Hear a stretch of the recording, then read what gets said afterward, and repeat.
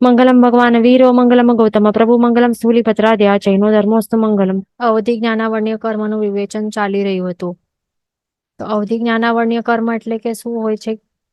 એ આપણા આત્માનું જે અવધિ જ્ઞાન ગુણ છે એનું આચ્છાદન કરે છે, એને ઢાંકે છે. અને અવધિ જ્ઞાન શું હોય છે? અવધિ જ્ઞાન એટલે કે એ એવું આત્માનું એવી શક્તિ છે, એવું ગુણ છે કે જેને સાધનોની જરૂર નહીં હોય, ઇન્દ્રિયો કે ની જરૂર નહીં હોય, પણ આત્મા ડાયરેક્ટ જ જે પણ રૂપી પદાર્થો છે એટલે કે પૂતગલાસ્તિકાય છે, તો એને જાણી જોઈ શકે છે અવધિ જ્ઞાન વડે. તો એવું હોય છે, આ સાક્ષાત જ્ઞાન હોય છે, પ્રત્યક્ષ જ્ઞાન હોય છે અવધિ જ્ઞાન, અને એને ઢાંકનારા કર્મને કહેવાય છે અવધિ જ્ઞાનાવર્ણ્ય કર્મ. પછી ચોથું કયો છે? મનઃપર્યવ જ્ઞાનાવર્ણ્ય કર્મ. એ આપણા આત્માના મનઃપર્યવ જ્ઞાન ગુણને ઢાંકે છે. મનઃપર્યવ જ્ઞાન છે એ કેવું પાવર છે આત્માનું, કેવી શક્તિ છે, કેવું ગુણ છે. તો આ મનઃપર્યવ જ્ઞાન, આપણા આત્મામાં આ ગુણ જો પ્રગટ થાય તો એનો ઉપયોગ કરીને જીવ શું કરી શકે છે? જે પણ મનુષ્ય લોક છે, અઢીદ્વીપ છે, એમાં રહેલા જે પણ સંઘની પંચેન્દ્રિય જીવો હોય છે ને, તો એ જે પણ વિચારી રહ્યા છે, મનોના ભાવો હોય છે, વિચારો હોય છે, તો તે જાણી શકે છે મનઃપર્યવ જ્ઞાન દ્વારા. એવું હોય છે આ મનઃપર્યવ જ્ઞાન. એ ધ્યાન રાખવાનું. અઢીદ્વીપ એટલે કે જે અઢીદ્વીપ છે, અને એમાં શું આવે છે? જંબુદ્વીપ આવે છે, પછી શું આવે છે? લવણ સમુદ્ર આવે છે, પછી શું આવે છે? ધાતકી ખંડ આવે છે, પછી આવે છે કાળો દધી સમુદ્ર અને અર્ધ પુષ્કરવર દ્વીપ. આટલું આવે છે ને અઢીદ્વીપમાં. તો આટલા એરિયાઝમાં જે પણ મનવાળા એવા પંચેન્દ્રિય જીવો હોય ને, જે પણ સંઘની મનવાળા પંચેન્દ્રિય જીવો હોય, ભલે તે તિર્યંશ હોય કે મનુષ્ય હોય, તો એમના મનના જે ભાવો છે એ મનઃપર્યવ જ્ઞાન દ્વારા એ જાણી શકાય છે. અને આવા આ ગુણને ઢાંકનાર કર્મને કહેવાય છે મનઃપર્યવ જ્ઞાનાવર્ણ્ય કર્મ. પછી પાંચમું છે કેવલ જ્ઞાનાવર્ણ્ય કર્મ. આ કેવું છે કર્મ? એ આત્માનું જે કેવલ જ્ઞાન ગુણ છે ને, એને ઢાંકે છે, એનું આચ્છાદન કરે છે. આ કેવલ જ્ઞાન ને જો ઢાંકી દે તો પછી મેન તો કેવલ જ્ઞાન છે એ કેવું પાવર છે આત્માનું? આ એક પ્રત્યક્ષ પાવર છે. એટલે કે એ શક્તિ દ્વારા, કેવલ જ્ઞાન વડે આત્મા શું કરી શકે છે? એને કોઈ પણ ઇન્દ્રિયોની જરૂર નથી, ઇન્દ્રિયો કે મનની જરૂર નથી, પણ ડાયરેક્ટ આત્મા દ્વારા એ શું કરી શકે છે?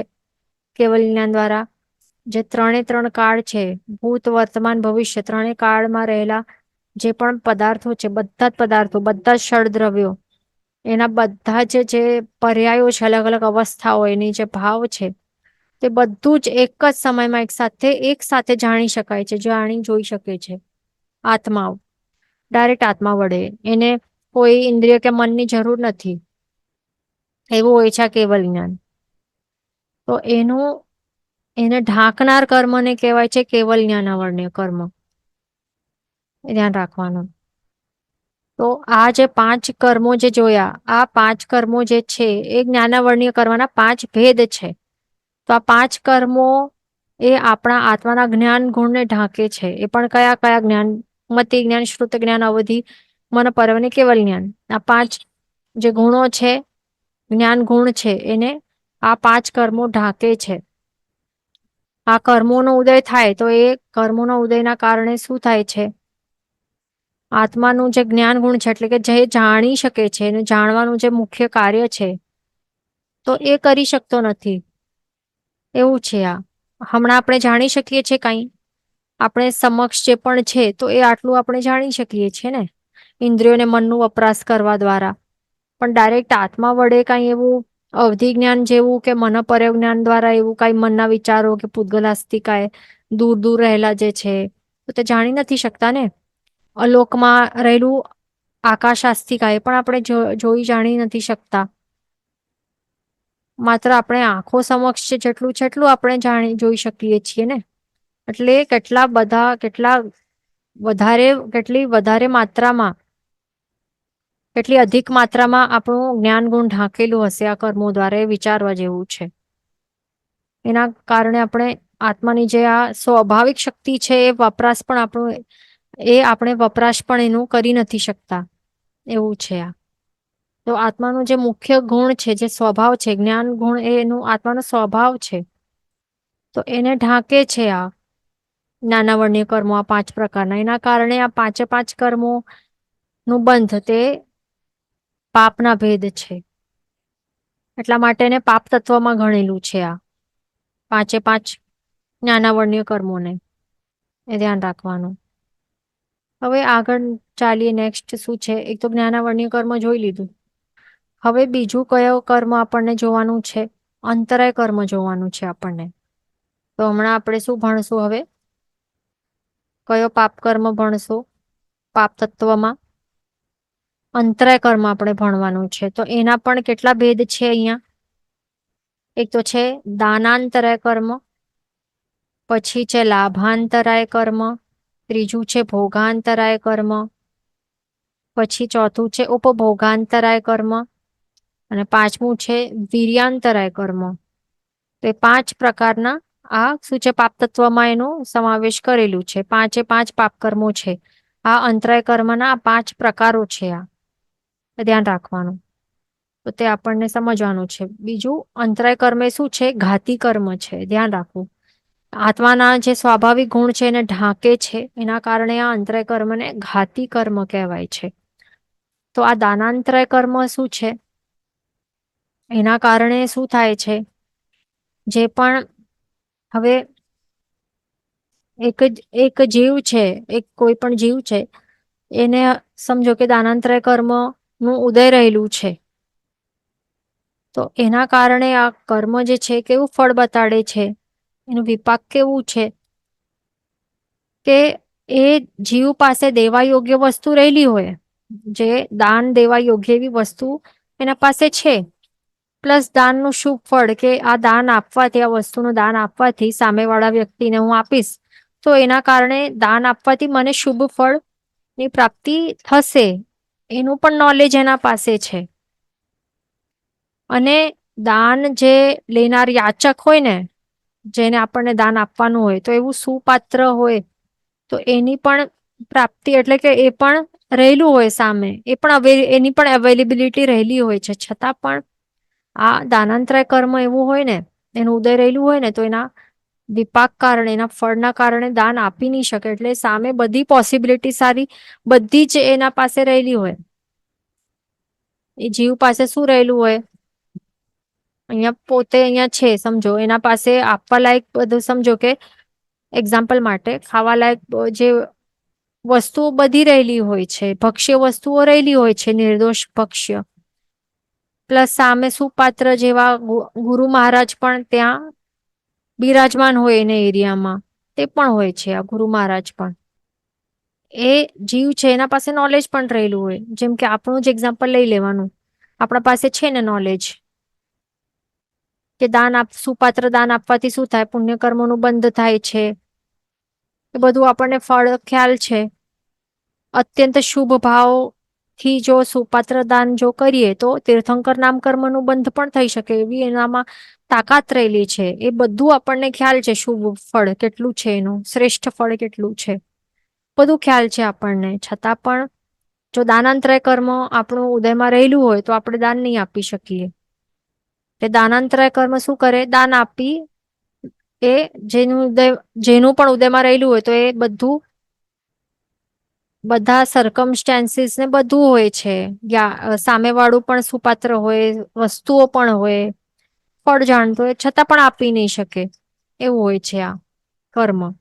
પછી બીજું છે લાભાંતરાય કર્મ. તો એમાં શું હોય છે? એનું ફળ ને વિપાક આપણે સમજી લઈએ શું છે. કે હવે સમજો કે દાતાર એને મળ્યું હોય, દાતાર હોય ને, એટલે કે શું? જે સ્પોન્સરર હોય, દાન આપનાર. દાતાર એટલે કે શું? કોઈ દાન આપનાર પર્સન, એની અવેલેબિલિટી રહેલી હોય, અને લેવા યોગ્ય વસ્તુઓ તે પણ હોય એના પાસે. પ્લસ હવે વિનય જે યાચક છે ને તો એ વિનયપૂર્વક એ યાચના પણ કરે છે, છતાં પણ એને વસ્તુની પ્રાપ્તિ એને નહીં થાય, જે પણ ઈચ્છિત વસ્તુ છે એને નહીં મળે. તો એ કયા કર્મના ફળના કારણે, ઉદયના કારણે? લાભાંતરાય કર્મ. લાભ, આ શબ્દનું મિનિંગ શું છે? લાભ, આપણે કહીએ ને કે લાભ થાય, લાભ થયું મને આજ. એક્ઝામ્પલ સમજો કે મને સુપાત્ર દાન નું લાભ મળ્યું, કે ચડાવવાનું લાભ મળ્યું, એનું મિનિંગ શું? લાભ એક શબ્દ છે, એનું મિનિંગ છે કે મળવું. તો તે જ છે લાભ, એટલે કે કોઈ વસ્તુ, ઈચ્છિત વસ્તુ આપણને મળે, એનું મિનિંગ છે કે લાભ થાય. એટલે કે કોઈ વસ્તુનો લાભ થયો એટલે કે મળી આપણને. આપણે કહીએ ને કે આ વસ્તુ લભ્ય છે એટલે કે મેળવવા યોગ્ય છે, એટલે આ શબ્દનું મિનિંગ તે છે લાભનું. તો જે આ કર્મ કેવું છે કે કોઈ પણ જે ઈચ્છિત વસ્તુઓનું લાભ નહીં થાય, એટલે કે આપણને એની પ્રાપ્તિ નહીં થાય, એવું છે આ કર્મ.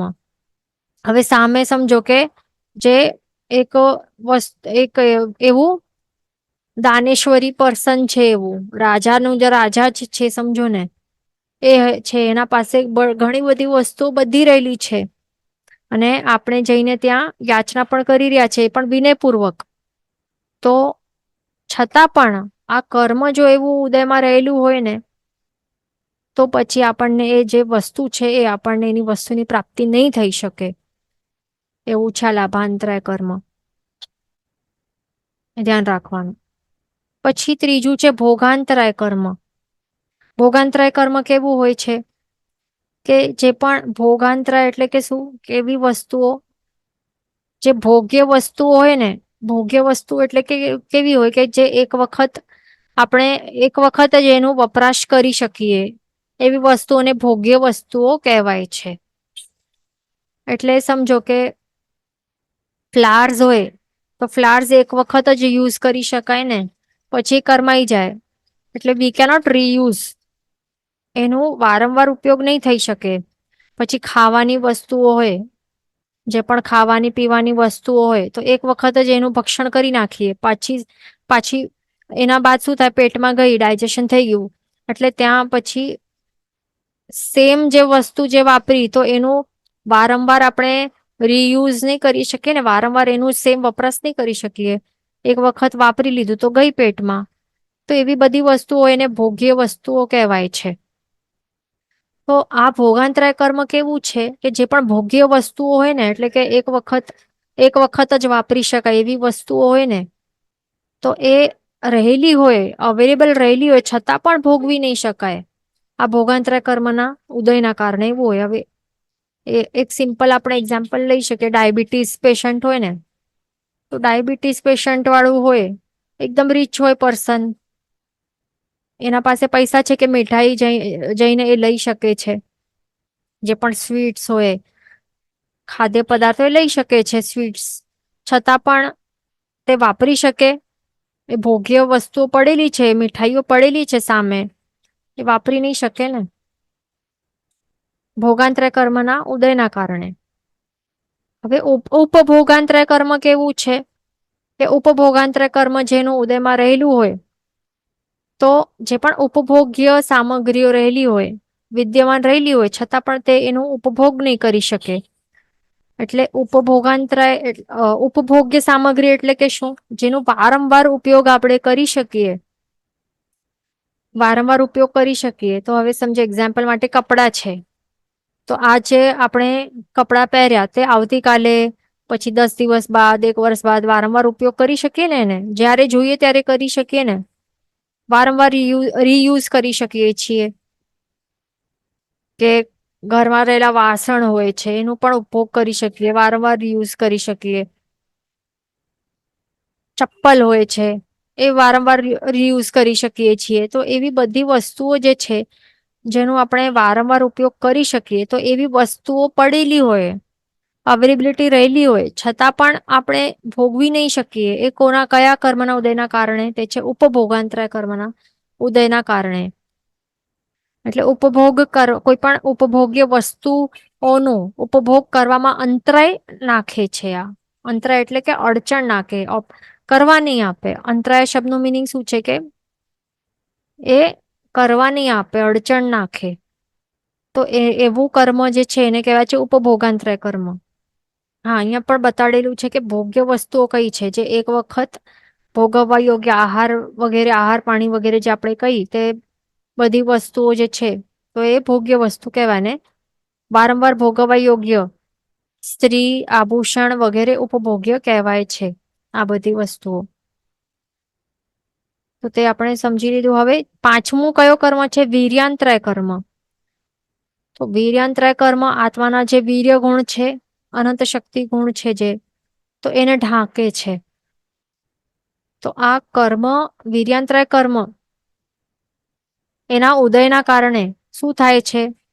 એનાથી જો બળ ન હોય અને હોય તો ફોરવી નહીં શકાય. એટલે એનું મિનિંગ શું છે કે જેને પણ વીર્યાંતરાય કર્મ જેનું ઉદયમાં રહેલું હોય છે ને, તો એના પાસે એક એવું જીવ હોય, એ નિર્બળ જીવ હોય. એટલે શક્તિ, એટલે નબળો કહીએ ને, નબળો જીવ કે શક્તિહીન જીવ એવું કહેવાય. વીક કહીએ ને આપણે, આ વીક પર્સન છે, એના પાસે બળ નહીં હોય. અથવા તો એવું પણ હોઈ શકે વીર્યાંતરાય કર્મના ઉદયના કારણે કે એ જીવ પાસે સમજો કે શક્તિ રહેલી હોય, બળ રહેલું હોય, છતાં પણ એ ફોરવી નહીં શકે, અને મન જ નહીં થાય યુઝ કરવાનું, શક્તિ ફોરવી નહીં શકે છે. તો આ છે વીર્યાંતરાય કર્મ. હવે એક્ઝામ્પલ માટે, આપણા પાસે શક્તિ છે ને એટલીસ્ટ રાત્રિ ભોજન ત્યાગ કરવા માટે, નૌકારશી કરવા માટે, એટલીસ્ટ બ્યાસણું કરવા માટે પણ શક્તિ છે ને, એકાસણું કરવા માટે પણ શક્તિ છે. છતાં પણ આ એ કરવા માટે શક્તિ છે, છતાં પણ વીર્યાંતરાય કર્મના ઉદયના કારણે આપણે ફોરવી શકીએ છીએ. આપણે કરીએ છીએ રોજ એકાસણા કે ઉપવાસ કે આયંબિલ.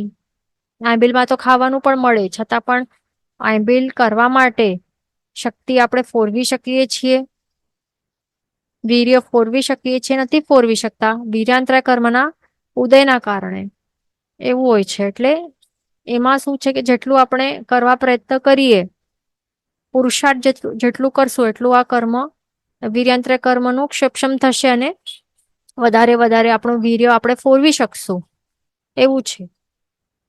એટલે એમને બેસી જવાનું કે અરે મારું તો વીર્યાંતરાય કર્મ ઉદયમાં છે, એટલા માટે મને મન જ નથી થતું, તો એમનું એમ રહેવા દેવું, જેવું છે એ ચાલતા રહેવા દેવું, એવું નહીં હોય.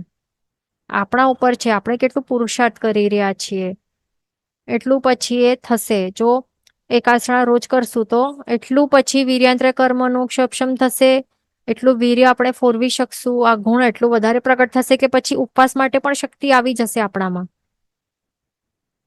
શક્તિ પણ આવશે અને ફોરવવા માટે પણ આપણને મન થશે, ફોરવી પણ શકશું. એવું હોય છે. આ જ્ઞાનાવર્ણ્ય કર્મનું પણ સેમ જ છે, એવી જ રીતે છે કે કઈ આવડતું નથી, અરે કઈ ચડતું નથી, તો એમને એમ બેસી ગયા તો નહીં, કર્મનું સક્ષમ નહીં થશે, હજી વધારે કર્મ બંધ થશે. પણ જો ટ્રાય કરતા ગયા, પુરુષાર્થ કરતા ગયા, તો જ્ઞાનાવર્ણ્ય કર્મનું સક્ષમ થતું જશે, અને એના કારણે જ્ઞાન ગુણ વધારે એનું ઉઘાડ થશે, અને પછી જ્ઞાન પછી ચડતું જશે. એટલે this all depends on R પુરુષાર્થ. આપણે કેટલી મહેનત કરી રહ્યા છે એના ઉપર આ બધું ડિપેન્ડન્ટ છે. આ આપણા હાથમાં જ છે કર્મ ખપાવવાનું, એ ધ્યાન રાખવાનું. હવે અહીંયા ક્વેશ્ચન છે કે વેદનીય ઇઝ ફોર ડાયાબિટીક પર્સન. તો વેદનીય કર્મ, હવે જે પણ રોગવાળા છે ને, તો એમનું જે અશાતા વેદનીય કર્મ એ તો ઉદયમાં રહેલું પણ હોય, એ રહેલું જ હોય, એ બરાબર વાત છે. પણ એ જે પણ અશાતા વેદન્ય જે કર્મ છે એ અશાતા આપે છે. એનું ફળ શું છે, વિપાક શું છે કે એ અશાતા આપે, દુઃખ આપે, એને પીડા થાય, જે પણ પીડા ને પેનની ફિલિંગ થાય, બધું એના કારણે થાય છે. પણ જે ભોગાંતરાય કર્મ એ શું ડાયાબિટીક પર્સન માટે શું આપે છે વિપાક, કે એ વાપરી નહીં શકે, સામે પડેલું હોય છતાં પણ એ ભોગવી નહીં શકે. અથવા તો સમજો કે કોઈ પણ એવા પ્રકારના બીમારી વાળા હોય કે પછી ડોક્ટર કહી દે કે નહીં વાપરવાનું તમને, આ વસ્તુ નહીં વાપરવાની, તો પછી એ નહીં વાપરે ને. બધી વસ્તુઓ સામે પડેલી હોય છતાં પણ એ વાપરી નહીં શકે. એવા સિચ્યુએશન્સ, એ સર્કમસ્ટાન્સીસ ઉભા કરી નાખે આ કર્મો. તો આવી રીતે આપણે અંતરાય કર્મ આપણે સમજી લીધા. આ જે ઘાતી કર્મ છે એના 5 પ્રકારો આપણે સમજી લીધા. આ બધા પાપ કર્મો કહેવાય છે. પાપ તત્વમાં એનો સમાવેશ કરવામાં આવેલું છે, ધ્યાન રાખવાનું. હવે આગળ ચાલશું. અહીંયા શું છે નેક્સ્ટ? કયો કર્મ છે અહીંયા? દર્શનાવર્ણ્ય કર્મ. તો દર્શનાવર્ણ્ય કર્મના કેટલા પ્રકાર હોય છે? ટોટલ 9 પ્રકાર હોય છે, 9 ભેદ હોય છે એના. કયા કયા ભેદ છે? એક તો પહેલું છે ચક્ષુ દર્શનાવર્ણ્ય કર્મ, પછી છે અચક્ષુ દર્શનાવર્ણ્ય કર્મ, અવધિ દર્શનાવર્ણ્ય કર્મ ને કેવલ દર્શનાવર્ણ્ય કર્મ. તો આ 4 પ્રકારના એના એવા દર્શનાવર્ણ્ય કર્મ છે. હવે બાકીના 5 કયા છે? 5 હવે કયા છે? એક તો નિદ્રા, સોરી નિદ્રા, પછી નિદ્રા, પછી છે પ્રચલા, પછી છે પ્રચલા, અને 9મું એ કયો છે? થિણદ્ધિ અથવા તો સ્થાનર્ધિ નિદ્રા. તો આવી રીતે ટોટલ કેટલા પ્રકાર થયા છે દર્શનાવર્ણ્ય કર્મના? 9 પ્રકાર થાય છે એવી રીતે. એટલે 4 દર્શનાવરણ અને 5 આ નિદ્રાઓ.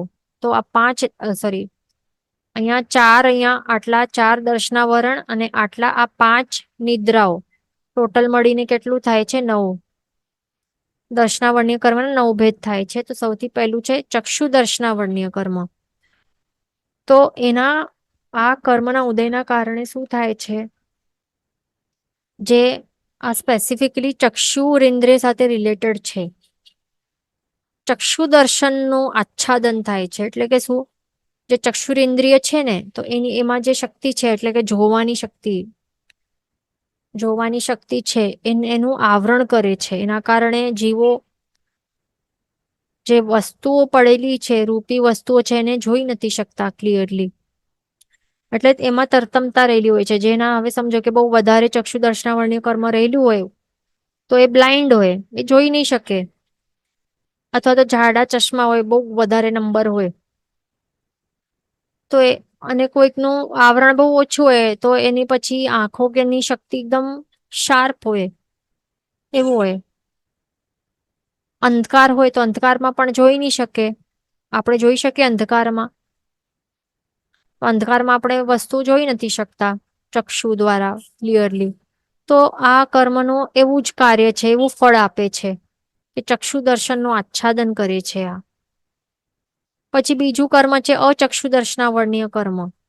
તો અહીંયા હવે અચક્ષુ એટલે કે શું? કે ચક્ષુ સિવાયની બાકીની જે 4 ઇન્દ્રિયો છે, કઈ છે? રસનેન્દ્રિય, ઘ્રાણેન્દ્રિય, પછી ચક્ષુરેન્દ્રિય અને શ્રોત્રેન્દ્રિય. આ 4 ઇન્દ્રિયોને પ્લસ એક મન. તો 5 જે સાધનો છે, એ 5 સાધનોની જે શક્તિ છે એનું આચ્છાદન કરે છે. એટલે કે હવે એના કારણે શું થાય છે? જીવ જે પ્રોપરલી એને પછી આવી ઇન્દ્રિયો મળેલી હોય તો પણ એનું શક્તિ ઉપર આચ્છાદન કરેલું હોય એટલે પ્રોપરલી એ મેકઆઉટ નહીં કરી શકે કે કેવી સ્મેલ છે ઘ્રાણેન્દ્ર દ્વારા, કે ટેસ્ટ એ કેવું છે એ એને ખ્યાલ નહીં આવે. બરાબર. અને પછી સ્પર્શનેન્દ્રિય દ્વારા એ જાણી નહીં શકે પ્રોપરલી કેવો સ્પર્શ છે એક્ઝેક્ટલી. શ્રોત્રેન્દ્રિય દ્વારા એ પ્રોપરલી સમજી નહીં શકે, સાંભળી નહીં શકે. એટલે કે કેટલા જીવ પછી સાંભળી પણ નહીં શકતા હોય ને, એવા ઓછું સાંભળી શકે. એક ઉંમર થાય તો ત્યારે કેટલા બધા જે વૃદ્ધ જીવો હોય છે તો એમને પછી કાનની તકલીફ થાય ને, સાંભળવામાં બહુ તકલીફ થાય, કાનનું મશીન લગાડવું પડે. તો એવા જીવોનું પછી સમજવું કે ચક્ષુદર્શનાવર્ણ્ય કર્મ એ પણ કયો ખાસ શ્રોત્રેન્દ્રિય રિલેટેડ એ ઉદયમાં આવ્યું છે હવે. પણ કેટલા એવા ઓલ્ડ પીપલ હોય કે જેના કાન એકદમ શાર્પ હોય, એ જ ઉંમરવાળા બીજા હોય એમના કાન શાર્પ હોય. એટલે એ ડિપેન્ડ્સ ઓન ઇન્ડિવિજ્યુઅલ્સ, કોનું કેવું કર્મ કે કોણે કેવું બાંધ્યું છે એવું પછી ઉદયમાં આવે તો પછી એનું ફળ બતાડે આવું. તો આ છે અચક્ષુ દર્શનાવર્ણ્ય કર્મ. પછી ત્રીજું છે અવધિ દર્શનાવર્ણ્ય કર્મ. એ કેવું છે આ? કે એના કારણે જે અવધિ દર્શનનું આચ્છાદન થાય. એટલે કે શું? અવધિ દર્શન એટલે કે શું?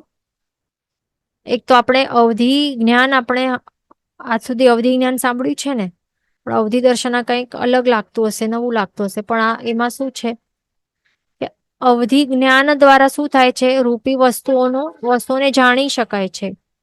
અને અવધિ દર્શન વડે શું થાય છે કે અમુક રેન્જ સુધીની જે પૂતગલાસ્તિકા હોય, રૂપી વસ્તુઓ હોય છે, તો એ જોઈ શકાય છે. તો હવે જોઈ શકાય એનું મિનિંગ શું? કઈ આંખો વડે નહીં, પણ ડાયરેક્ટ આત્મા વડે છે. આત્મામાં દર્શન ગુણ પણ રહેલું છે ને. આત્મામાં દર્શન ગુણ રહેલું છે ને જ્ઞાન ગુણ પણ રહેલું છે. દર્શન ગુણ દ્વારા એ શું કરી શકે છે? કોઈ પણ વસ્તુઓની સામાન્ય જાણકારી એને પ્રાપ્ત થઈ શકે છે. પણ જ્ઞાન ગુણ દ્વારા શું થાય છે? વિશેષ જાણકારી પ્રાપ્ત થઈ શકે છે. તો બસ તે જ છે કે અવધિ દર્શન દ્વારા સામાન્ય જે અમુક રેન્જમાં રહેલી જે પણ પૂતગલાસ્તિકા એ છે, એટલે રૂપી વસ્તુઓનું એ સામાન્ય જાણકારી પ્રાપ્ત કરી શકે છે. તો એ કરી નહીં શકે આ જો અવધિ દર્શનાવર્ણ્ય કર્મનું ઉદય રહેલું હોય છે. જેમ કે આપણું ઉદયમાં રહેલું છે આ કર્મ, એના કારણે આપણું અવધિ દર્શનનું આચ્છાદિત છે આપણું. આપણે કઈ અમુક રેન્જ સુધી કંઈક આપણે આત્મા વડે ડાયરેક્ટ જોઈ નથી શકતા ને, સામાન્ય જાણકારી મેળવી નથી શકતા રૂપી વસ્તુઓની, કારણ કે આપણું આ કર્મ ઉદયમાં છે એટલા માટે. પછી છે કેવલ દર્શનાવર્ણ્ય કર્મ. તો આ શું છે? જેમ કેવલ જ્ઞાન સાંભળ્યું છે ઘણી વખત, પણ હવે કેવલ દર્શન નવું લાગતું હશે. શું છે કેવલ દર્શન? તો એમાં પણ એ જ છે કે કેવલ દર્શન હોય અને કેવલ જ્ઞાન બંને વસ્તુઓ હોય. એટલે કે શું? કેવલ દર્શન એટલે કે લોકાલોકમાં ત્રણેય કાળની બધા ષડ દ્રવ્યોના બધા ભાવો એ જોઈ નહીં શકે આ કેવલ દર્શનાવર્ણ્ય કર્મના આચ્છાદનના કારણે. એટલે કેવલ દર્શન દ્વારા શું કરી શકે જીવ? એ જોઈ શકે છે. આત્મા વડે ડાયરેક્ટલી એ જોઈ શકે છે. જે પણ ત્રણેય કાળની બધા જ દ્રવ્યોના બધા ભાવો એક જ સમય એક જ સાથે જોઈ શકે, એને કહેવાય છે કેવલ દર્શન. અને આ ગુણને ઢાંકનાર કર્મને કહેવાય છે કેવલ દર્શનાવર્ણ્ય કર્મ. તે છે. અને કેવલ જ્ઞાન દ્વારા શું થાય? કેવલ જ્ઞાન દ્વારા આપણે શું ભણ્યું? કે જાણી શકે. કેવલ દર્શન દ્વારા જોઈ શકે. એ બંનેમાં ડિફરન્સ છે. દર્શન અને જ્ઞાનમાં જે ડિફરન્સ છે તે જ છે બસ. ઓકે, તો આ ચાર આપણે દર્શનાવર્ણ્ય કર્મના આ ચાર દર્શનાવરણ કર્મો આપણે સમજી લીધા. હવે 5 નિદ્રાઓ સમજવાની છે. સૌથી પહેલી છે નિદ્રા. એટલે નિદ્રા એટલે કેવી હોય છે? આ દર્શનાવર્ણ્ય કર્મનું આ એક પહેલું પ્રકાર છે. તો જેનું પણ આ ઉદયમાં રહેલું હોય તો એને કેવી નિદ્રા આવે? અલ્પ નિદ્રા આવે. એટલે કેવી નિદ્રા આવે? અલ્પ નિદ્રા. એટલે કે એવી એ નિદ્રા હોય કે એને જો આપણે ઉઠાવવા, આપણે એને નામ કહીને આપણે સંબોધન કરી કે અરે XYZ વ્યક્તિ ઉઠ, હવે સમય થઈ ગયું છે ઉઠવાનું, તો એ સુખેથી જાગૃત થઈ શકે, ઇઝીલી એ ઉઠી શકે, ફટાફટ ઉઠી જાય. થોડુંક અવાજ આવે, કંઈક પડ્યું ત્યાં કિચનમાં, અહીંયા બેડરૂમમાં સૂતેલો છે, કિચનમાં કોઈક વાસણ પડ્યું, અથવા તો કંઈક ડોર ખોલવા માટે કોઈ ચોરે પ્રયત્ન કર્યો તો થોડુંક પણ અવાજ આવે, થોડુંક પણ દૂરથી પણ અવાજ આવે તો એ ઉઠી જાય. એની જે આંખ છે એ ખુલી જાય, એની નિદ્રા તૂટી જાય. તો એવી કહેવાય અલ્પ નિદ્રા. એ સુખેથી જાગૃત થઈ શકે છે ઇઝીલી. તો એવું કર્મનું આ વિપાક છે. આ કયો કર્મ? નિદ્રા દર્શનાવર્ણ્ય કર્મનો. જેનું પણ ઉદયમાં હોય તો એવા પ્રકારની ઊંઘ આવે એને. પછી બીજું છે નિદ્રા. તો નિદ્રા શું છે? આ નિદ્રા દર્શનાવર્ણ્ય કર્મનો એક પ્રકાર છે કે જેનું પણ ઉદયમાં હોય ને તો એને અધિક નિદ્રા આવે. કેવી નિદ્રા આવે? આપણે કહીને કે એકદમ ડીપ સ્લીપમાં રહેલું હોય, કે પછી એને ઉઠાડે તો દુઃખેથી જાગૃત થઈ શકે, કષ્ટપૂર્વક જાગૃત થાય, એવી એકદમ ડીપ સ્લીપમાં એ પડેલું હોય. તો એવી ડીપ સ્લીપ જેને આવે ને એવી, તો એને કહેવાય છે નિદ્રા. આ કર્મના ઉદયના કારણે એ જીવને એવું કર્મ ઉદયમાં રહેલું હોય એ ધ્યાન રાખવાનું. પછી ત્રીજી છે પ્રચલા. તો પ્રચલા આ શું છે? આ પણ દર્શનાવર્ણ્ય કર્મનો પ્રકાર છે. પ્રચલા દર્શનાવર્ણ્ય કર્મ, એનું જે પણ જીવને ઉદયમાં આ કર્મ રહેલું હોય તો એને બેઠા ને ઉભા પણ ઊંઘ આવી જાય.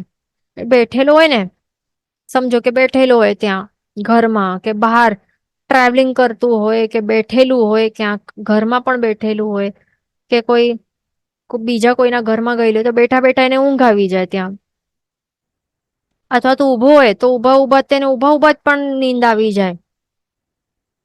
તો આવી જે આ શેના કારણે થાય છે? પ્રચલા નામક દર્શનાવર્ણ્ય કર્મ છે ને એના ઉદયના કારણે થાય છે. અહીંયા એક આવેલું છે કે વ્યાખ્યાનમાં આવતી હોય આવી. તો આ એ જ છે. આ વ્યાખ્યાનમાં આપણને જો આવા પ્રકારની બેઠા બેઠા ઊંઘ આવી જાય તો શું સમજવાનું કે આપણને પ્રચલા દર્શનાવર્ણ્ય કર્મ નું બંધ કરેલું છે, એનું ઉદય ચાલી રહેલું છે. તો એના કારણે શું કરવું? એને જો આપણને એનું ક્ષક્ષમ કરવું હોય તો જે દર્શનીય વસ્તુ હોય છે એનું, જે દર્શનીય હોય ને એનું દર્શન કરવાનું. એટલે દર્શનીય શું છે આ જગતમાં? તે છે અરિહંત પ્રભુ છે, જીનાલય, જીન મંદિર, જીન સ્તૂપ, એ બધું છે. આ જે સાધુ સાધ્વીજી ભગવંત છે એ બધા શું છે? દર્શનીય છે આ બધા. તો એનું જેટલું વધારે દર્શન કરશું, અને જે દર્શન કરવા જેવા નથી એનું દર્શન નહીં કરવાનું. એટલે દર્શન કરવા જેવું નથી એટલે દર્શન આ વર્ડનું મિનિંગ છે કે જોવા જેવા નથી વસ્તુઓ, એને નહીં જોવાનું. જેમ કે મૂવીઝ ને બધું એમાં જે પણ આવતું હોય બધું જોવા લાયક નથી, તો એ નહીં જોવાનું. જેટલું જોશું જે પણ જોવા લાયક વસ્તુઓ નથી, જે અદર્શનીય છે, તો એ વસ્તુઓનું દર્શન નહીં કરવું. અને જો કરશું અદર્શનીય વસ્તુઓનું જેટલું દર્શન કરશું એટલે કે જેટલું જોશું મૂવીઝ એક્સેટ્રા જે પણ એવા, તો એના કારણે વધારે વધારે દર્શનાવર્ણ્ય કર્મોનું બંધ થતું જશે. અને પછી આ શું થાય? એવું પછી આ એમાંથી કોઈ પણ પ્રકારના કર્મોનું બંધ એ પ્રમાણમાં થતું જાય. પછી એનો ઉદય આવે તો પછી આપણને ચક્ષુ જેવી નબળી મળે, અથવા તો ચક્ષુરિન્દ્રિય જ નહીં મળે આપણને, આંખો જ નહીં મળે પછી આવતા ભવોમાં. અથવા તો આંધળા થાય જીવ સેમ ભાવમાં, અથવા તો આટલા નંબર વધારે થઈ જાય, અથવા તો આટલી એવી ભયંકર ઊંઘ આવે પછી. તો એ બધું હોય. એટલે મેઈન શું, જે આ હોય ને કેવલ જ્ઞાની જીવો હોય ને, કેવલ જ્ઞાની ભગવંત હોય ને, તો એમને ઊંઘ નહીં આવે. કારણ કે એમને આ દર્શનાવર્ણ્ય કર્મ, જે ઘાતી કર્મ, એનું સંપૂર્ણ ક્ષય કરી દીધું છે. તો પછી એને ઊંઘ જ નહીં આવે. એટલે કે તે આત્માના જે સ્વાભાવિક અવસ્થામાં આવી ગયા છે. એટલે આપણે આત્માની સ્વાભાવિક અવસ્થા કેવી? કે ઊંઘ નહીં આવે. That is are real true state. એ સાચો સ્વરૂપ છે આત્માનો. અને જો ઊંઘ આવે તો એ વિભાવ દશા છે. ધ્યાન રાખવું, નિદ્રા શું છે? વિભાવ દશા છે આત્માની. આ કર્મ છે. આ નિદ્રા એટલે ઊંઘ, એટલે શું? વિભાવ દશા, કર્મ છે આ. એટલે આવવું નહીં જોઈએ, ઊંઘ આવવી જ નહીં જોઈએ આપણને. જેટલી ઓછી ઊંઘ આવે એટલું સારું, એ ધ્યાન રાખવાનું. અને જો આવતી હોય આપણને વ્યાખ્યાન વગેરેમાં કે ટ્રેનમાં ટ્રાવેલ કરતે સમયે ઉભા રહેતા, તો સમજવાનું કે વધારે બહુ આપણા કેવા આ દર્શનાવર્ણ્ય કર્મોનું બંધ પણ આપણે એવું કર્યું છે કે એવું ઉદય પણ એવું ગાઢ છે, એના કારણે આવી ઊંઘો આવે છે. તો એને ઉપક્ષમ કરવા માટે પ્રયત્ન કરતા રહેવાનું. કેવી રીતે? આપણે હમણાં કહ્યું. પછી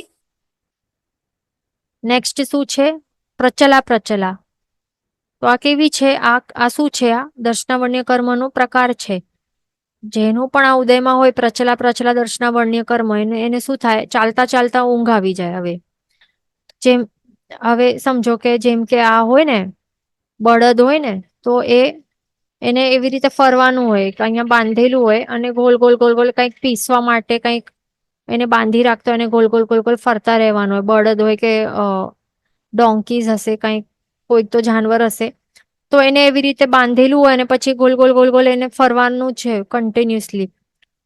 તો ફરતા ફરતા ફરતા ફરતા પછી એને ચાલતા ચાલતા ઊંઘ આવી જાય. એટલે ઊંઘમાં એ ચાલતા જાય એમ ગોલ ગોલ ગોલ ગોલ.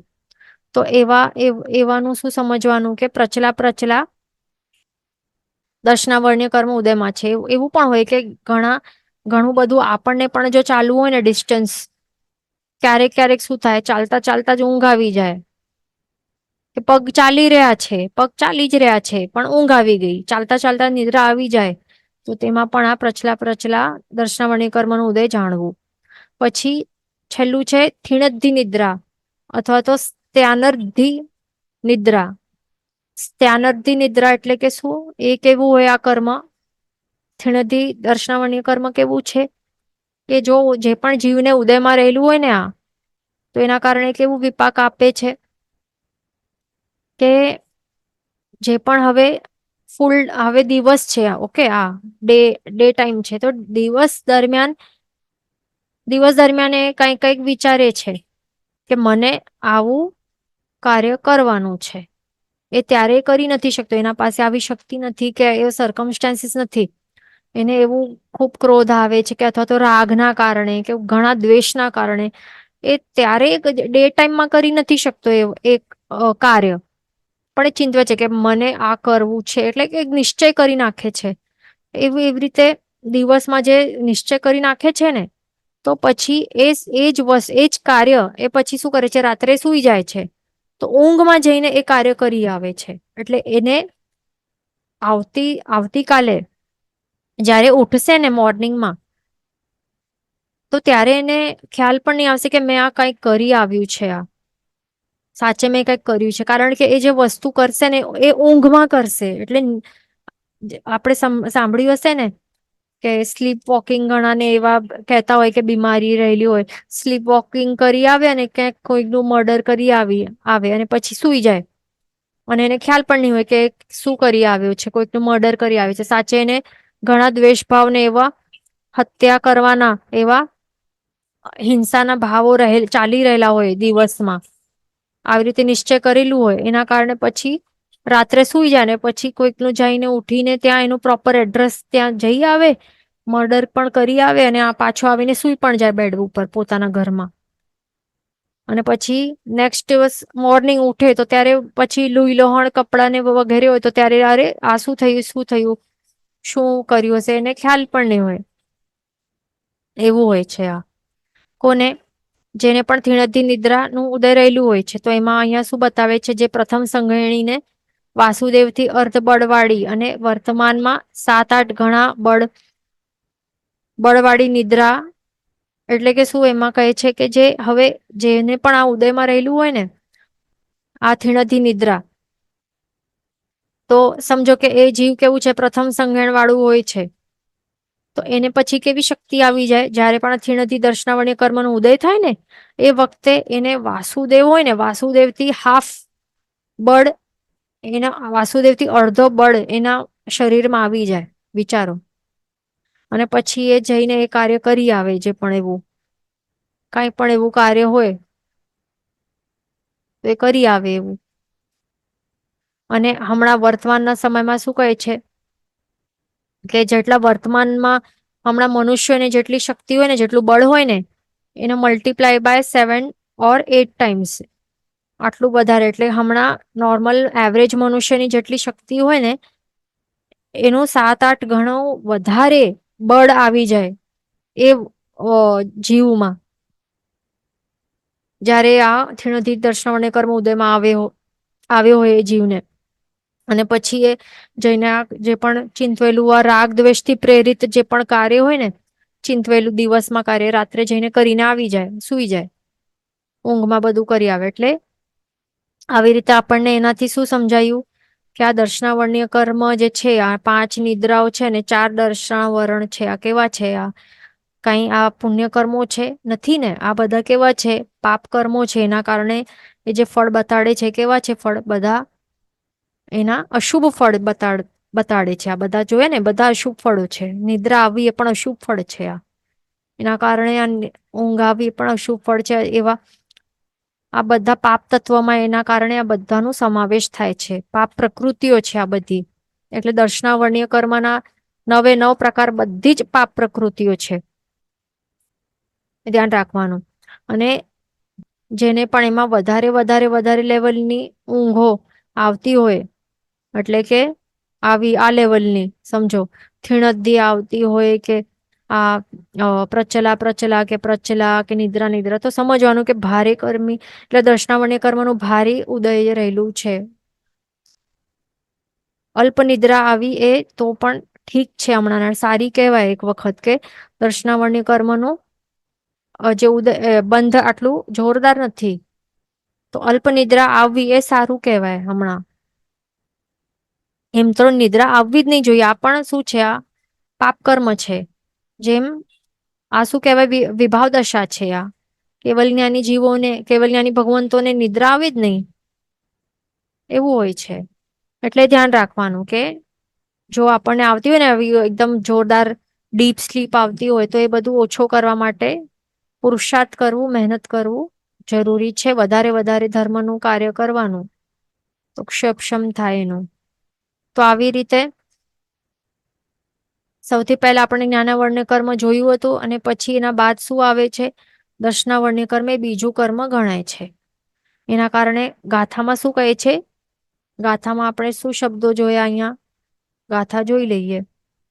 ગાથા નંબર 18 માં આપણે શું જોયું? બીએ. બીએ એટલે કે શું? બીજો કર્મ. પહેલા તો શું જોયું? નાણાંતરાય. નાણન એટલે કે જ્ઞાનાવર્ણ્ય કર્મ, અને પછી અહીંયા બીએ એટલે કે બીજો કર્મ. તો બીજો કર્મમાં અહીંયા દર્શનાવર્ણ્ય આ શબ્દ નથી લખેલો, પણ માત્ર બીએ થી સમજી લેવાનું કે બીજો કર્મ શું છે? દર્શનાવર્ણ્ય કર્મ છે. તો તે પણ આપણે સમજી લીધું. અહીંયા ક્વેશ્ચન છે કે થિણતી નિદ્રા પ્રથમ સંગણને જ હોય, મીન્સ હમણાંના કાળમાં નહીં હોય ને? નહીં, એવું નથી. હમણાંના કાળમાં પણ રહેલું હોય છે જીવોને. હમણાંના કાળમાં જો અહીંયા બતાડેલું છે, ક્યાં ગયું? અહીંયા શું કહેલું છે કે જો પ્રથમ સંગણીને હોય ને આ ઉદયમાં, તો એને જ્યારે આ કર્મ ઉદયમાં આવે, થિણતી દર્શનાવર્ણ્ય કર્મ ઉદયમાં આવે તો વાસુદેવથી અડધો બળ આવી જાય એના શરીરમાં, અને પછી આત્મામાં આટલું બળ આવી જાય, અને પછી ઈચ્છિત કાર્ય, ચિંતવેલું કાર્ય હોય દિવસમાં એ પછી કરી આવે. પણ હમણાં વર્તમાનમાં પણ જે પણ જીવોને ઉદયમાં આવે ને આ થિણતી નિદ્રા, એ આવી શકે છે વર્તમાનમાં કાળમાં પણ એને બળ કેટલું હોય છે? કેટલું આત્મામાં બળ કેટલું આવી જાય? હમણાંનું જે નોર્મલ એવરેજ હ્યુમન હોય એના કરતા મલ્ટીપ્લાઈડ બાય 7 to 8 ટાઈમ્સ વધારે, અધિક બળ એના આત્મામાં આવી જાય, અને પછી ઈચ્છિત કાર્ય, જે પણ ચિંતવેલું કાર્ય હોય દિવસમાં જઈને કરી પણ આવે. એવું છે આ. અહીંયા શું કહે છે? કર્મગ્રંથ બાલાવ બોધમાં શું કહે છે? 2-3 ગણું બળ પણ કહેલું છે. દ્રવેલો પ્રકાશમાં વગેરે ત્યાં એવું પણ કહેલું છે. ધ્યાન રાખવાનું. તો આવી રીતે આપણે સમજ્યા. હવે નેક્સ્ટ, હવે આગળ આપણને શું જોવાનું છે? નેક્સ્ટ છે ગોત્ર કર્મ છે આ. ગોત્ર કર્મમાં પણ 2 પ્રકાર હોય. એક તો ઉચ્ચ ગોત્ર કર્મ હોય, ને બીજું છે નીચ ગોત્ર કર્મ. તો અહીંયા પાપ પ્રકૃતિઓનું અહીંયા કહેલું છે ને, તો પાપ પ્રકૃતિ કઈ છે? નીચ ગોત્ર કર્મ તે પાપ પ્રકૃતિ ગણાય છે. એટલા માટે ધ્યાન રાખવાનું. અને ઉચ્ચ ગોત્ર કર્મ એ શું છે? પુણ્ય પ્રકૃતિ કહેવાય છે. એટલા માટે અહીંયા બતાડેલું નથી. તો નીચ ગોત્ર કર્મ પાપ પ્રકૃતિ છે, અને જો આ ઉદયમાં રહેલું હોય જેને પણ, તો એને પછી શું મળે? એના ફળ એ શું બતાડે કે નીચ કુળ, નીચ જાતિ અને નીચ વંશમાં એની ઉત્પત્તિ થાય છે. એવું છે આ કર્મ. એટલે નીચ કુળમાં એની ઉત્પત્તિ થાય, નીચ જાતિ મળે, અથવા તો પછીથી એ જ ભાવમાં પછીથી એનું આ નીચ ગોત્ર નું ઉદય થાય, તો પછી એનું પછી એવા ઘરમાં પછી જવું પડે જે નીચ ટાઈપ એવું હોય. તો એના પછી એટલે નીચ કુળ જાતિ કે વંશ હોય તો પછી ત્યાં એને પછી જવું પડે, ત્યાં રહેવું પડે. એવું હોય છે આ નીચ ગોત્ર કર્મ. પછી છે વેદનીય કર્મ. એમાં પણ એક તો શાતા વેદનીય હોય ને બીજું હોય છે અશાતા વેદનીય. પણ અહીંયા પાપ પ્રકૃતિ છે એટલે અહીંયા માત્ર અશાતા વેદનીય કર્મ કહેલું છે, કારણ કે એ કેવું ફળ બતાડે છે? અશુભ ફળ બતાડે છે. કેવું? દુઃખનો અનુભવ કરાવે, પીડાનો અનુભૂતિ કરાવે, એવું સિચ્યુએશન, એવી સામગ્રી આપે કે જેના કારણે જીવને અશાતા ની અનુભૂતિ થાય છે. પછી હવે છે મોહનીય કર્મનું બતાડે છે. એ પણ કયો? મિથ્યાત્વ મોહનીય કર્મ. તો આ મિથ્યાત્વ મોહનીય કર્મ કેવું છે? આ પણ પાપ કર્મ છે આ. તો આ પાપ કર્મ છે એ આપણું જે સમ્યક દર્શન ગુણ છે એને ઢાંકે છે આ. એટલા માટે આ ઘાતી કર્મ કહેવાય છે. અને મિથ્યાત્વ મોહનીય કર્મના ઉદયના કારણે શું થાય છે કે જે સર્વજ્ઞ એવા કેવલી ભગવંત, કેવલી તીર્થંકર ભગવંત, એમણે એમના કેવલ જ્ઞાન દ્વારા એમણે જે સાચું છે બતાડ્યું છે, છતાં પણ જે માર્ગ બતાડ્યું છે આપણને કે આ આત્મકલ્યાણનો માર્ગ છે, તો છતાં પણ એ સાચું છે, છતાં પણ આપણને એના ઉપર શ્રદ્ધા નહીં થાય, પણ એનાથી જે ઓપોઝિટ માર્ગ છે, એટલે કે સંસાર વધારનારું જે દુઃખનો માર્ગ છે, એના ઉપર આપણને એ સાચું લાગે, એના ઉપર આપણને શ્રદ્ધા આવે. તો એવું છે આ. એટલા માટે આ બહુ સૌથી ભયંકર કર્મ કહેવાય છે, મિથ્યાત્વમૂલ્ય કર્મ. એના ઝાડના કારણે આપણું ઉત્થાન જ નહીં થઈ શકે, કારણ કે આપણને વિપરીત માર્ગ ઉપર જ શ્રદ્ધા થયેલી છે. તો પછી સાચો માર્ગ છે, જે સુખનો માર્ગ છે, જે મુક્તિનો માર્ગ છે, એના ઉપર શ્રદ્ધા જ નહીં આવે તો પછી એના ઉપર કેવી રીતે ચાલશું? ચાલવાનું સ્ટાર્ટ જ નહીં કરી શકીએ ને. તો એવું છે, આ ભયંકર કર્મ છે. આ તો મિથ્યાત્વને હટાવવું એ સૌથી મુખ્ય મેઇન પહેલું સ્ટેપ હોવું જોઈએ આપણું. એટલે પ્રભુની જે જીનવાણી છે કે જે એના ઉપર જ શ્રદ્ધા નહીં આવે, એવું છે આ. ખોટું લાગે આપણને, તો એવું છે આ કર્મ. એટલા માટે આપણે પાપ પ્રકૃતિ જાણવી. હવે આગળ શું છે? નેક્સ્ટ છે આ સ્થાવર દશક. સ્થાવર દશક એટલે કે શું? કે સ્થાવર નામ કર્મ વગેરે 10 કર્મો. દશક એટલે કે 10 કર્મોનું એક ગ્રુપ, એને કહેવાય છે દશક. તો સ્થાવર વગેરે કયા કર્મો છે? સ્થાવર નામ કર્મ વગેરે, તો તે અહીંયા બતાડે છે. એનાથી શું થાય છે? નરક ગતિ, નરકાનું પૂર્વી અને નરક આયુષ્યની પ્રાપ્તિ થાય, એને કહેવાય છે નરક ત્રિક. એટલે સૌથી પહેલા એ બતાડે છે નરક ત્રિક. એટલે કે જો આ શબ્દ આવે કે નરક ત્રિક, તો એ કયા કર્મો જાણવા? નરક ગતિ નામ કર્મ પહેલું, બીજું નરકાનું પૂર્વી નામ કર્મ બીજું, અને ત્રીજું નરક આયુષ્ય કર્મ. આ 3 કર્મોનું જે ગ્રુપ છે, એ ગ્રુપને શું કહેવાય છે? નરક ત્રિક કહેવાય. એટલે કે નરક ત્રિક એટલે કે 3 કર્મોનું ગ્રુપ. નરક રિલેટેડ 3 કર્મોનું ગ્રુપ. કયો? નરક ગતિ નામ કર્મ, આ પહેલું. નરકની અનુપૂર્વી એટલે કે નરકાનું પૂર્વી નામ કર્મ, અને ત્રીજું નરક આયુષ્ય કર્મ. તો આ 2 નામ કર્મો છે ને આ એક આયુષ્ય કર્મ છે. તો આ ત્રણેયનું જે ગ્રુપ છે એને કહેવાય છે નરક ત્રિક. બરાબર. તો આ નરક ગતિ તરફ લઈ જનાર કર્મ છે, નરક ગતિ આપનાર કર્મ છે. નરકાનું પૂર્વી નામ કર્મ શું છે? એ ત્યાં લઈ જાય છે. એ નરક તરફ એટલે જ્યાં ઉત્પત્તિ ક્ષેત્ર છે ત્યાં લઈ જાય છે આ. એવું કર્મ નામ કર્મ છે. અને નરક આયુષ્ય એટલે કે નરક નું આયુષ્ય આપનાર છે. એટલે કે એવા ત્યાં એટલે કે જકડી રાખે આપણને, નરકના ભાવમાં જકડી રાખનારું આ કર્મ છે નરક આયુષ્ય. તો એવા આ 3 કર્મોને કહેવાય છે નરક ત્રિક. ધ્યાન રાખવાનું. હવે આગળ શું છે? કે જેનાથી 25 કશાયની પ્રાપ્તિ થાય તે 25 કશાય મોહનીય. તો આ 25 કશાયની પ્રાપ્તિ થાય તે 25 કશાય મોહનીય કર્મો છે. આ 25 કશાય મોહનીય કર્મો કયા છે? પહેલા તો છે 16. જે 16 કશાયો કયા છે? અહીંયા બતાડેલું છે નીચે. આ 16 છે. કયા કયા? જો અહીંયા 4 અનંતાનુબંધી કશાયો કયા છે? ક્રોધ, અનંતાનુબંધી ક્રોધ, અનંતાનુબંધી માન, અનંતાનુબંધી માયા, અનંતાનુબંધી લોભ. એવી રીતે આ 4 અનંતાનુબંધી કશાયો. પછી 4 અપ્રત્યાખ્યાનીય કશાયો, એટલે કે અપ્રત્યાખ્યાની ક્રોધ, માન, માયા, લોભ. પછી 4 પ્રત્યાખ્યાનીય કશાયો, એટલે ક્રોધમાન માયા લોભ. 4 સંજ્વલન કશાયો, એટલે કે ક્રોધમાન માયા લોભ. તો આ 4 4 16 થયા. આ 16 કશાયો થયા. બાકીના આ કેટલા છે? 9 નો કશાય છે. 9 હાસ્ય રતિ 2, શોક અરતિ 2, ભય જુગુપ્સા 2, ને 3 વેદ: સ્ત્રી વેદ, પુરુષ વેદ, નપુંસક વેદ. તો 2 + 2 4 + 2 6 + 3 9 થયા. એટલે આ એક ગણનો: હાસ્ય રતિ, શોક અરતિ, ભય જુગુપ્સા અને 3 વેદ: સ્ત્રી વેદ, પુરુષ વેદ અને નપુંસક વેદ. એટલે ટોટલ મળીને 9 નો કશાય થાય છે અહીંયા. તો 16 + 9 કેટલા થાય છે? 25 થાય છે. તો 25 કશાયોનું અહીંયા બતાડે છે કે આ 25 ટાઈપના કશાયો છે. આ તો 25 આ કયા છે? 25 કશાયોની પ્રાપ્તિ થાય તે કહેવાય છે 25 કશાય મોહનીય કર્મ. એટલે કશાય ચારિત્ર મોહનીય કર્મ છે ને એના આ પ્રતિભેદો છે આ, અને એનું ઉદયના કારણે 25 કશાયોની પ્રાપ્તિ થાય છે. ધ્યાન રાખવાનું. બરાબર. તો આ પણ મોહનીય કર્મ છે, આ પણ ઘાતી કર્મો છે, અને આ પાપ કર્મો છે કહેવાય છે. કારણ કે શું, એ શું આપે છે?